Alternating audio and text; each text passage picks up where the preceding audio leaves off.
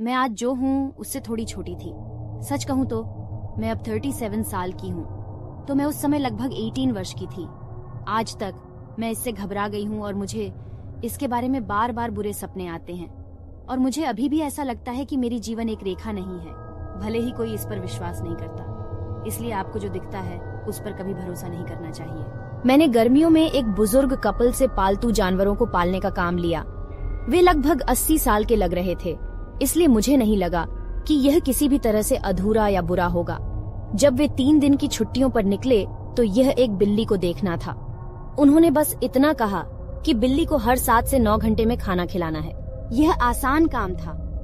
दिन इतनी तेजी से आगे बढ़ते हुए मैं उनके घर जाती हूँ। मैं अपनी कार से अपना सारा सामान फ्लैशलाइट की तरह इकट्ठा करती हूँ ताकि मैं पढ़ सकूं।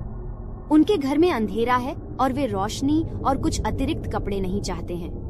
एक बार जब मैं वहाँ गई तो वहाँ से बहुत तेज गंध आ रही थी।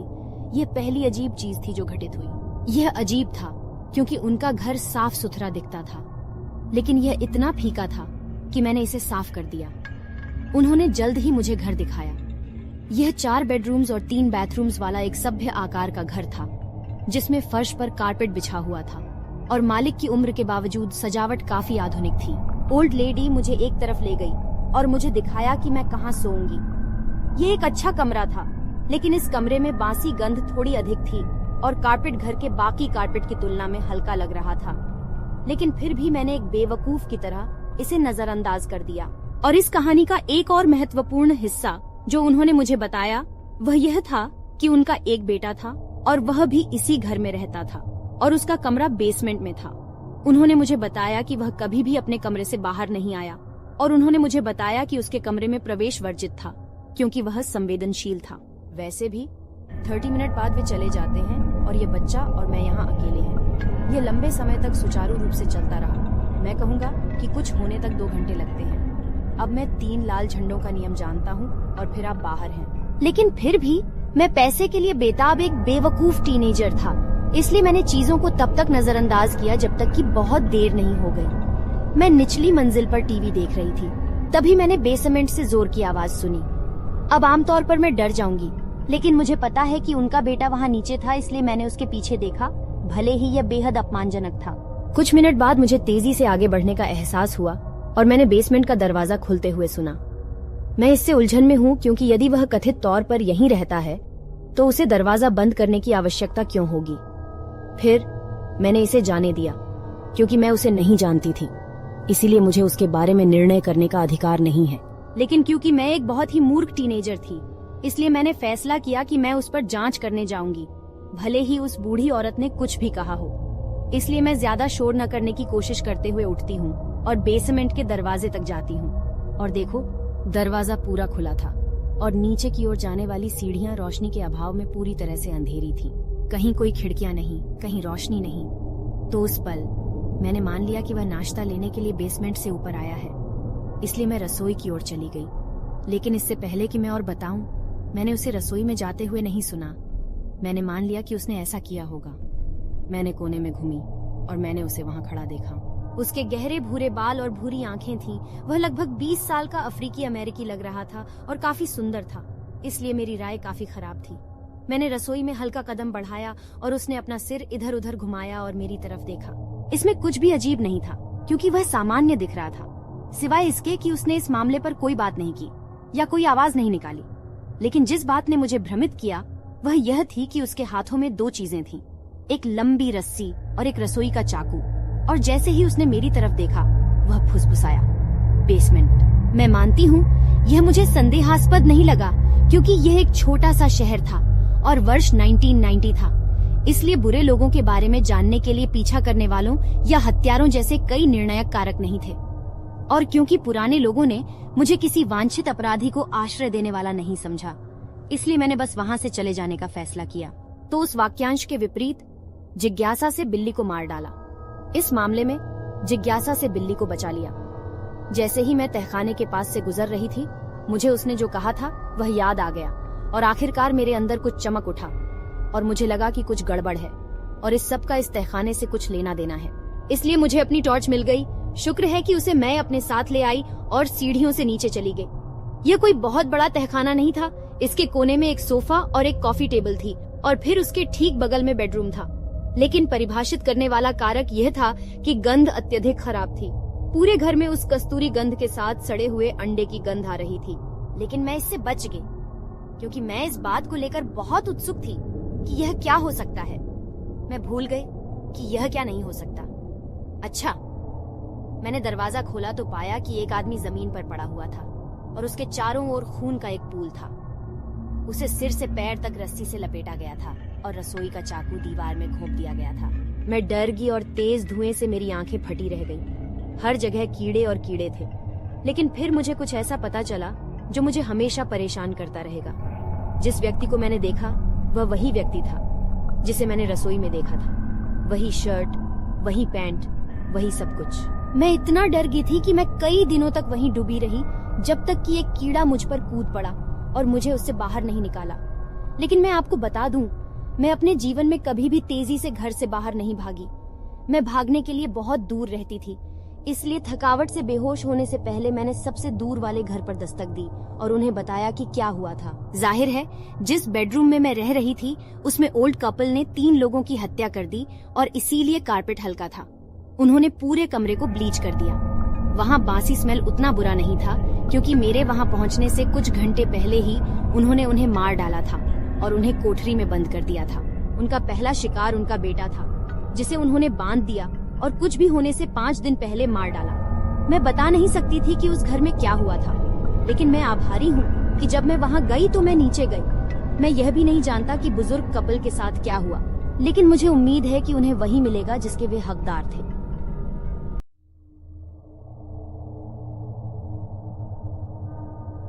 मेरा क्रेग नाम का एक दोस्त था जिसके मैं बचपन से ही करीब था। कुछ समय तक एक दूसरे से न मिलने के बाद जब हम बड़े हो गए तो संयोगवश हम सड़क पर एक दूसरे से टकरा गए। मैंने उसका गर्मजोशी से स्वागत किया, लेकिन वह अलग लग रहा था। मैंने देखा कि उसने अपने घुंघराले बाल मुंडवा लिए थे और अजीब तरह से अपना दाहिना हाथ अपनी पीठ के पीछे छिपा रखा था। मैंने उससे हाथ मिलाने की कोशिश की, लेकिन उसने अपना दाहिना हाथ कभी नहीं दिखाया, बल्कि अपना बायां हाथ आगे बढ़ा दिया। मैंने उससे पूछा कि उसके हाथ में क्या खराबी है, तो उसने कहा, मैं अब अपना दाहिना हाथ इस्तेमाल नहीं करता। मैंने इसके बारे में ज्यादा नहीं सोचा और उस दिन उसे जाने दिया। हम अक्सर मिलते थे और साथ में समय बिताते थे, लेकिन वह हमेशा अपना दाहिना हाथ अपनी जेब में रखता था। मैं इसे समझ नहीं सका, लेकिन मुझे लगता है कि उसके पास अपने कारण थे। फिर अचानक मेरा क्रेग से संपर्क टूट गया। मैं उसके घर गया, लेकिन वह चला गया था। ऐसा लग रहा था मानो उसने अपना फोन नंबर भी बदल लिया हो। यह अजीब था, लेकिन मुझे लगा कि वह अभी अभी चला गया है। हालांकि कुछ समय बाद पुलिस मुझसे मिलने आई। उन्होंने मुझे सीसीटीवी कैमरे की एक तस्वीर दिखाई जहां मुझे क्रेग से बात करते देखा गया। पुलिस को क्रेग पर एक महिला के अपहरण और हत्या का संदेह था और वे फिलहाल उसकी तलाश कर रहे थे, क्योंकि सीसीटीवी फुटेज में केवल क्रेग की पीठ दिखाई दे रही थी। उन्होंने मुझसे उसके चेहरे की तस्वीर मांगी। मैं चौंक पड़ा, लेकिन तब मुझे कुछ एहसास हुआ। क्रेग की हमेशा आदत थी कि वह जहां भी जाता था चारों ओर देखता था और छत को स्कैन करता था।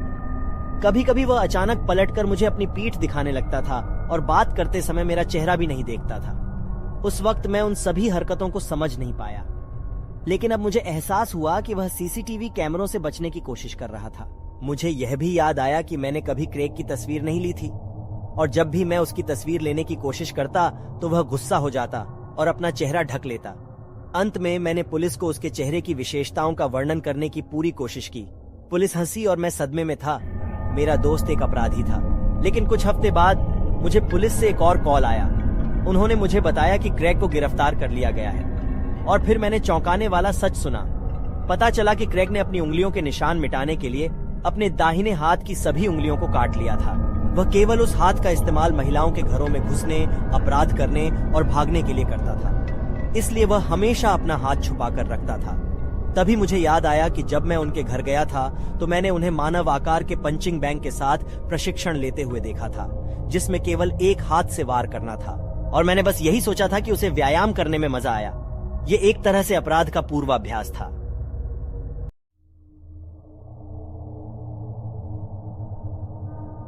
मैं बहुत पतला इंसान हूं, लेकिन मुझे उम्मीद नहीं थी कि यह मुझे इतने बड़े जाल में फंसा देगा। एक दिन पार्ट टाइम नौकरी की तलाश में मैंने एक मेडिकल स्टूडेंट का नोटिस देखा जो मानव शरीर की कंकाल संरचना का अध्ययन करने के लिए एक पतले पुरुष मॉडल की तलाश में था। मुझे लगा कि यह बिल्कुल सही है और मैंने तुरंत फोन किया। मैं उनके घर गया और एक लंबे आदमी 6 फुट 2 इंच से अधिक और वजन 250 पाउंड से अधिक था। उसने मेरा स्वागत किया। वह बहुत फ्रेंडली था। जल्द ही उसने मेरे शरीर की हड्डियों को करीब से देखना शुरू कर दिया। थोड़ी देर बाद उसने एक सिरिंज निकाली। मुझे बहुत आश्चर्य हुआ और मैंने उससे पूछा कि वह क्या कर रहा है, और उसने धीरे से कहा, मैं तुम्हें बिना दर्द के मार डालूंगा, इसलिए कृपया शांत रहो। मैं चिल्लाया और भागने से पहले उसे लात मारी। मैं बदहवास होकर भागा और एक कमरे में घुस गया और अपने पीछे का दरवाजा बंद कर लिया। उस कमरे में कंकालों के आकार की असंख्य पुतलियां थीं। सबसे पहले मैंने सोचा कि वे सिर्फ मॉडल थे, लेकिन जब मैंने उन्हें ध्यान से देखा तो मुझे यकीन हो गया। वे मॉडल नहीं थे, बल्कि वास्तविक मानव मॉडल थे। अनजाने में मेरी चीख निकल गई। तभी कमरे के बाहर से मुझे हंसी और एक आवाज सुनाई दी। ये प्रभावशाली है ना? तुम भी उन कंकाल मॉडलों में से एक बन जाओगे। वह पागलों की तरह जोर जोर से दरवाजा हिलाने लगा। मैंने सिरिंज की चुभन से बचने की कोशिश करते हुए जल्दी से कमरे में कपड़े पहन लिए। मैंने अपना फोन लिविंग रूम में छोड़ दिया, इसलिए मैं पुलिस को कॉल नहीं कर सका। आखिरकार मुझे वह कमरा छोड़कर घर से भागना पड़ा। मैंने दरवाजा खोला और उसने मुझे सिरिंज से इंजेक्शन लगाने की कोशिश की, लेकिन मैंने उसे चकमा दे दिया और जितना हो सके उसको मुक्का मारा। हालांकि वह आकार में दोगुने से अधिक का आदमी नहीं था और मैंने अपने पूरी ताकत से उसके चेहरे पर जोरदार मुक्का मारा। वह चिल्लाया और दर्द महसूस किया। मैंने अपनी सारी ताकत का इस्तेमाल किया और उसे लगातार मारा। वह ठीक से विरोध नहीं कर सका और मार खा गया। फिर मैं वहां से भागकर निकला। मैंने तुरंत इसकी सूचना पुलिस को दी और जल्द ही उसे पुलिस ने पकड़ लिया। उन्होंने उसके घर की हड्डियों के डीएनए की जांच की और पुष्टि की कि वे लापता लोगों की है। उसे जेल भेज दिया गया। जेल में प्रवेश करते समय उसने विनती की कि वह कंकाल न ले जाए। इसने मेरी रीढ़ में ठंडक पहुंचा दी, लेकिन बाद में जब मैंने उस घटना पर नजर डाली तो मुझे एक बात का एहसास हुआ। उसका आकार मुझसे दोगुना था, इसलिए वह आसानी से मुझे अपने वश में कर सकता था या अपनी ताकत से मुझे हरा सकता था। हालांकि उसका मुझे मारने का कभी कोई इरादा नहीं था और उसने मुझ पर शारीरिक रूप से हावी होने की कोशिश नहीं की। वह केवल मुझे सिरिंज से इंजेक्शन लगाना चाहता था और उसने कुछ और करने का प्रयास नहीं किया। मैंने इस पर विचार किया कि ऐसा क्यों था और मेरे मन में एक विचार आया। अगर वह मुझे मारता तो मेरी हड्डियां खराब हो सकती थीं, इसलिए उसने जानबूझकर मुझे नहीं मारा। वह मेरी हड्डियां सही सलामत ले जाना चाहता था।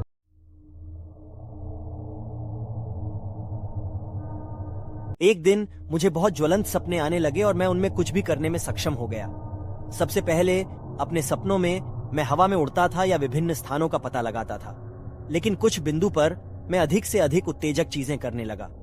मुझे राहगीरों को पीटने और दुकानों को लूटने में मजा आता था, जो चीजें मैं वास्तविक जीवन में नहीं कर सकता था। जब पुलिस आई और मुझे दबाने की कोशिश की, और क्योंकि मैं अपने सपनों में अजय था, इसलिए मैं उन सभी को हराने में सक्षम था।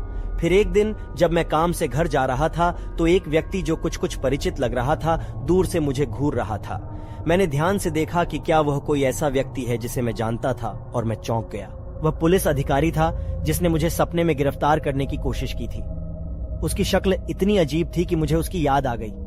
उसकी आंखें असामान्य रूप से बड़ी थीं, उसकी ठुड्डी बहुत लंबी और नुकीली थी और उसकी त्वचा भयानक रूप से लाल थी। वह यहाँ क्यों है? एक पल के लिए मुझे लगा कि यह एक सपना है, लेकिन यह स्पष्ट रूप से वास्तविकता थी। वह उदास भाव से मेरे पास आया, मेरा कॉलर पकड़ लिया और मुझे उठा लिया। मैं उसकी जबरदस्त शक्ति से बहुत चौंक गया और उस पर चिल्लाया, तुम क्या कर रहे हो? हमारे आसपास के लोगों ने उसे रोका और मैं जल्दी से निकल गया। जब तक मैं उसकी नजरों से ओझल नहीं हो गया, वह आदमी भावहीन होकर मुझे घूरता रहा। उस रात से मैं अब अपने सपनों में नहीं खेलता था, क्योंकि मैं बहुत भयभीत था। कुछ समय तक मैं शांति से रहता रहा, लेकिन जैसे जैसे समय बीतता गया, मैंने तनाव दूर करने के लिए फिर से उपद्रव करना शुरू कर दिया। मैंने सपने में किसी भी रैंडम घर में तोड़ फोड़ की और गड़बड़ कर दी। लेकिन कुछ दिनों बाद जब मैं काम पर जा रहा था, एक आदमी ने मेरा कंधा पकड़ लिया और जब मैंने चारों ओर देखा तो मुझे एहसास हुआ कि वह फिर से मेरे सपने में पुलिस अधिकारी था। मैं चौंक गया। फिर उसने मेरा गला दबाना शुरू कर दिया। मैं हैरान हो गया और चिल्लाया, तुम ऐसा क्यों कर रहे हो? और उन्होंने मेरी ओर देखते हुए उत्तर दिया, हमारी दुनिया की व्यवस्था को बाधित मत करो। मैं हाँफ रहा था क्योंकि मैं सांस नहीं ले पा रहा था और हमारे आसपास के लोगों ने हमें अलग कर दिया। और मैं पागलों की तरह भाग गया। तब से वह आदमी हर रात मेरे सपनों में दिखाई देता था, इसलिए मैं अब अपने सपनों में इधर उधर नहीं खेलता था। मेरा मतलब है, मैं नहीं कर सका। जैसे ही मैंने अपने सपनों में बुरे काम करना बंद कर दिया, मैं अब वास्तविक जीवन में उस आदमी से नहीं मिला। मैंने सोचा कि यह अच्छी बात है, लेकिन मेरा संदेह अभी भी बना हुआ है। वह कौन था? क्या वह सचमुच वही आदमी था जिसे मैंने सपने में देखा था? और क्या वह सब कुछ जानता है कि मैंने सपने में क्या किया?